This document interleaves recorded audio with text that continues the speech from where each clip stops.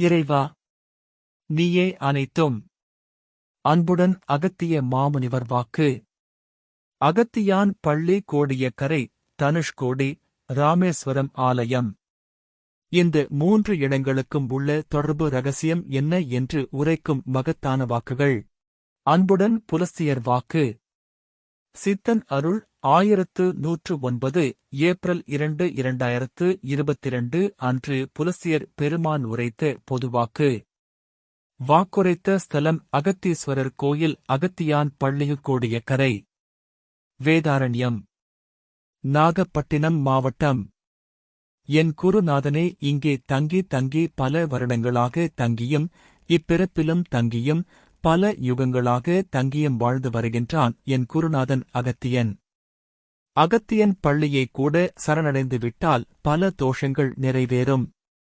என் மூல குருநாதன் அகத்தியன் இங்கே குருகுலம் அமைத்து பல மனிதர்களை, எவன் பாவம் செய்தவர்களையும் கூட கடலில் நீராடி இங்கே அகத்தியான் பள்ளி ஆலயம் பின் வந்துவிட்டால் பல வினைகள் அகற்றிவிடும். பல அறிவுகள் மேம்படும். இன்னும் சிறப்புகள் உண்டு.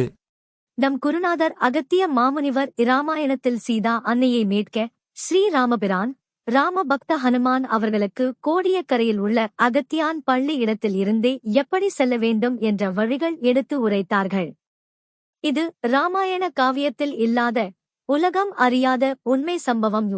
அகத்திய மாமுனிவர், ராமா, நீ எண்ணிய எண்ணங்கள் நிச்சயமாய் சரியாகாது. இங்கு நிச்சயமாய் ஆகாது. அதனால் இங்கிருந்து புறப்படு. ஒரு கல்லை தருகின்றேன். இங்கிருந்து வீசு உன் கைகளால் என்று கூற வீசினான் ராமன். கல் விழுந்த தலம் தற்பொழுது தனுஷ்கோடி என்று அழைக்கப்படுகின்றது. தனுஷ்கோடி, அங்கே கல் விழுந்தது. பின் அங்கேயே வழிவகுக்கலாம் என்று நல்வழியாகவே அகத்தியன் வழிகள் இருந்ததப்பா. அதனால் வழிவகுத்தது சீதைக்கான ராமன் பெருமிதம் கொண்டான். அனுமானம் எதையன்றி கூற இங்கே நீராடி கடலில் அகத்தியன் பள்ளி தற்போது அகத்தியான் பள்ளி என்று அழைக்கப்படுகிறது என்று செப்புகின்றார்களே. இங்கே வருபவர்கள் நிச்சயம் கர்மத்தை அழைத்துதான் செல்வார்கள். இங்கிருந்து நிச்சயமாய் தனுஷ்கோடி சென்றடைய அங்கும் பார்க்க பின் கோடியக்கரை தரிசனம் செய்துவிட்டு தனுஷ்கோடி தரிசனம், ராமேஸ்வரத்தில் நீராட பாவங்கள் கரையும். கர்மா பின் மனிதனை பிறக்க வைக்கின்றது. ஆனால் அக்கர்மாவை எப்படி அழைக்கலாம் என்பதை கூட மனிதனுக்கு தெரியாமல் போய்விட்டது. இனிமேல் என் குருநாதன் சில கர்மாக்களை இவ்வுலகத்தில் அழைத்தே தீருவான்.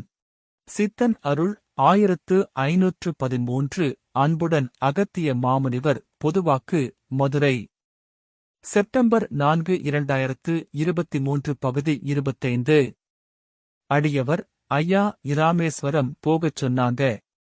அம்மை ஒருவர் இராமேஸ்வரம் செல்வது குறித்து கேள்வியே குருநாதர் அகத்திய பிரம்ம ரிஷி பாதம் பணிந்து மதுரையில் அடியவர் இல்லத்தில் வைத்து கேட்டபோது, அன்பே வடிவான அகத்திய பிரம்ம ரிஷி உலகோர் நன்மைக்காக இதுவரை உலகம் அறியாத இரகசிய வாக்கு ஒன்றை அருளினார்கள். அந்த வாக்கு உங்கள் பார்வைக்கு சமர்ப்பிக்கின்றோம். குருநாதர், அம்மையே, அப்பனே, அனைவரும் கேட்டுக்கொள்ளுங்கள். இராமேஸ்வரத்திற்கு எதற்குப் போகச் சொன்னேன்? அதுவே கடைசி பின் ஈர்ப்புத்திறன், அதாவது தனுசுகோடி. அங்குதான் ஆன்மாக்கள், முன்னோர்கள் அனைத்துமே தேங்கி நிற்கும். ஒரு சக்தியானது ஆன்மாக்களை அங்கு இழுத்துக் கொள்ளும்.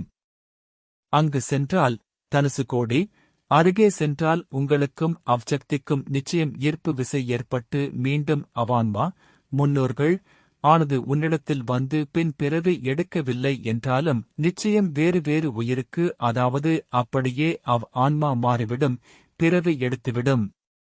அப்படி பிறவி எடுக்கவில்லை இல்லை என்றால் அங்கு நீ செல்கின்றாயே உள்ளே, அன்னை பர்வதவர்த்தினி உடனுரை ஆதி ஈசன் இராமநாத சுவாமி ஈசனிடத்தில் பின் அது சரணாகதி, முக்தி அடைந்துவிடும்.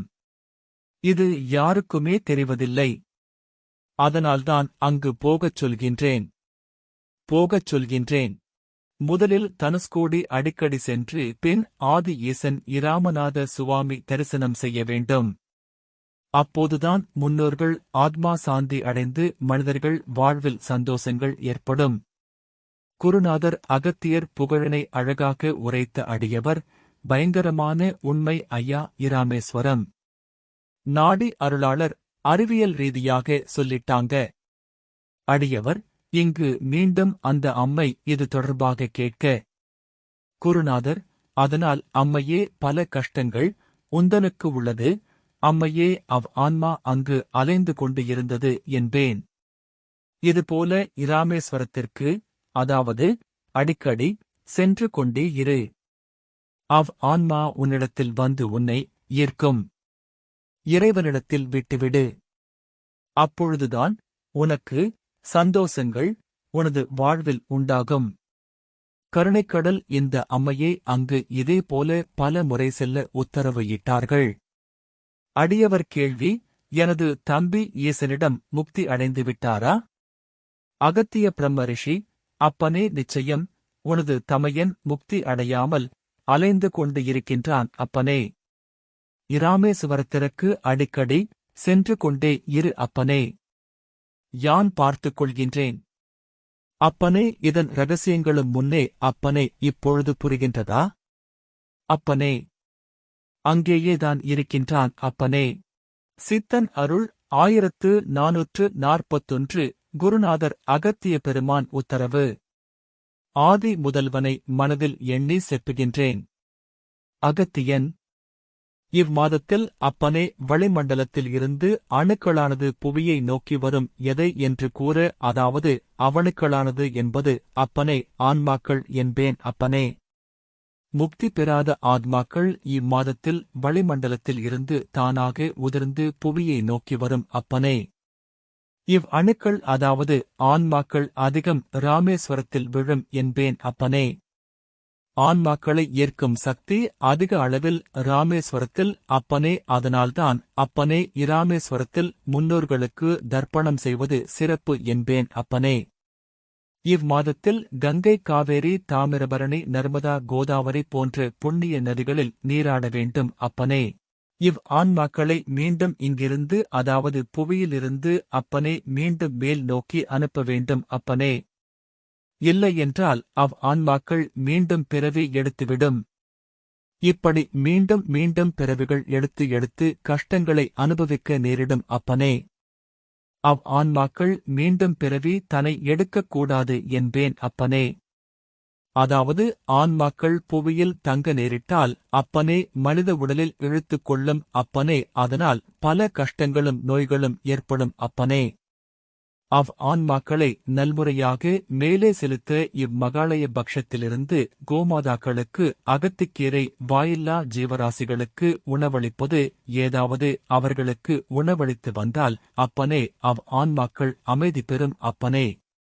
இயலாதவர்களுக்கு அன்னத்தையும் வாயில்லா ஜீவராசிகளுக்கு அன்னம் மற்றும் நீர் வழங்கிடுதல் வேண்டும் அப்பனே.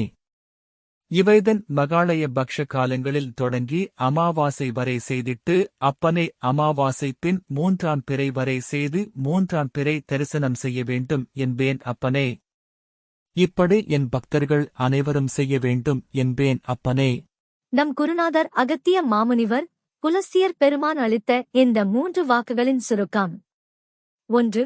கோடியக்கரை கடலில் நீராடி பின்னர். 2. அகத்தியான் பள்ளி ஆலய தரிசனம் செய்து அங்கு மூலவரை மனதில் நினைத்து தியானம். குறைந்தபட்சம் 60 நிமிடங்கள் செய்ய வேண்டும். பலன்கள்: பல தோஷங்கள், பல வினைகள் அகற்றிவிடும். பல அறிவுகள் மேம்படும். இன்னும் சிறப்புகள் உண்டு. இந்த வழிபாடு முடித்த பின்னர் 3. தனுஷ்கோடி அரிச்சல் முனை சன்செட் பாயிண்ட் தரிசனம் செய்ய வேண்டும். 4. ராமேஸ்வரம் அக்னிதீர்த்தம் கடலில் நீராடி பின்னர். 5.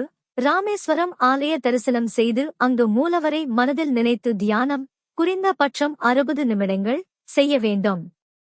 6. இராமேஸ்வரத்தில் முன்னோர்களுக்கு தர்ப்பணம் செய்வது சிறப்பு.